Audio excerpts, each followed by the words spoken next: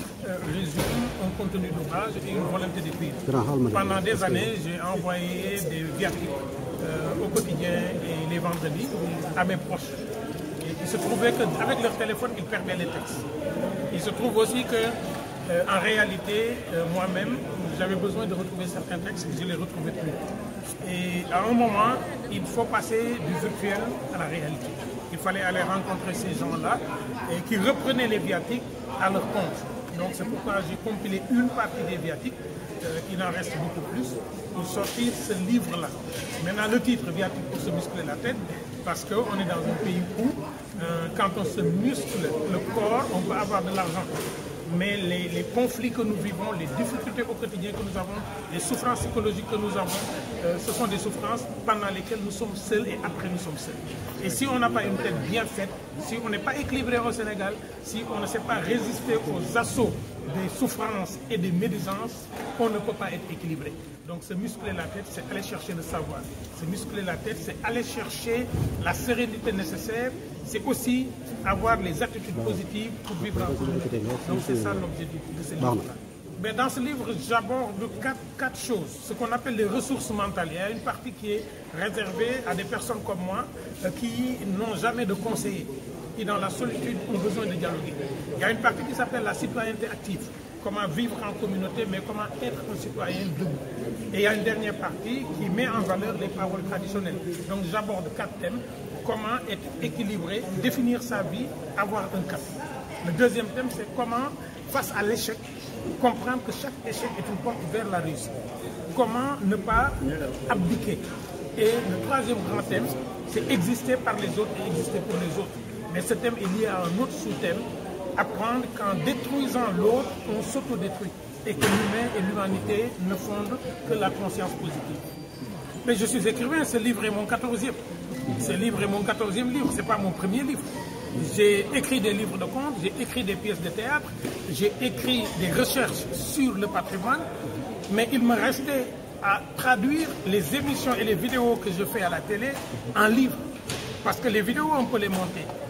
Il y a beaucoup de mes textes qui sont repris par des personnes qui enlèvent mon nom et qui mettent leur nom sur les réseaux sociaux. Mais avec ce livre, ce n'est pas. La présentation d'un livre est une occasion de dialogue pour les écrivains. C'est une occasion de prise de parole. Aujourd'hui, on a constaté qu'au Sénégal, beaucoup de parents pensent que la réussite, c'est que l'enfant ait un diplôme. La véritable réussite, ce n'est pas que l'enfant ait un diplôme, c'est qu'après notre décès, nos enfants ne se déchirent pas à l'héritage. Et cela, on construit une relation entre nos enfants et avec nos enfants. Réussir aujourd'hui, ce n'est pas avoir des voitures, ce n'est pas avoir des étages. C'est construire des consciences qui savent tenir ce pays. Et dans ce pays, aujourd'hui, on se regarde plus les yeux dans les yeux qu'on regarde ensemble dans la direction. C'est pourquoi j'appelle les parents à faire des responsabilités dans l'éducation, moins d'élevage et plus d'éducation. La nouvelle génération? Non, je ne prétends pas que mon livre peut servir de modèle aux générations. Ça, c'est l'histoire qui le dira. Mais mon rôle est de transmettre. On m'a transmis, je transmets. Je suis un produit de l'école publique sénégalaise. Je sais écrire. Si je n'écris pas, je ne prends pas mes responsabilités. Après, advienne que pourra. Moi, mon rôle est d'écrire. Le rôle du lecteur est de lire, le rôle de l'histoire est de juger, et l'histoire jugera. Je serai sous terre quand le livre peut-être sera évalué. On regarde le phénomène sur l'immigration clandestine. On doit interroger les fondements culturels. On n'interroge que les fondements économiques.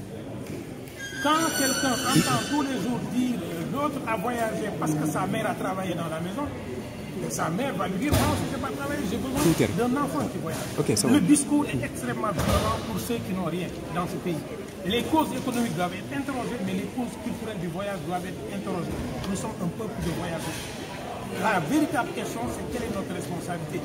Il y a des accidents, mais après chaque accident, tout le monde s'émeut. On donne des chiffres et on ne donne pas les noms des morts. On considère que c'est un nombre, ce n'est pas un nombre. Et le plus dur, c'est qu'après ces accidents, il n'y a pas de suivi psychologique de ceux qui ne sont pas morts dans l'accident et qui vivent hantés par ces questions-là. Après, il y aura des accidents. Tout le monde va s'émouvoir, mais on est un pays de l'éphémère et dans 2 jours, d'autres enfants vont aller dans les pirogues. La véritable question, c'est les criminels qui les mettent dans les pirogues méritent d'être sanctionnés et des sanctions extrêmement dures. Moi, je n'accuse pas ceux qui ont perdu des enfants, je leur présente des condoléances. Mais notre responsabilité est le collectif. Comment voyons-nous notre propre corps noir? Comment voyons-nous notre propre pays? Comment voyons-nous nos continents? C'est ce discours de désabus sur notre continent que je ne peux pas accepter et je ne peux pas le tolérer.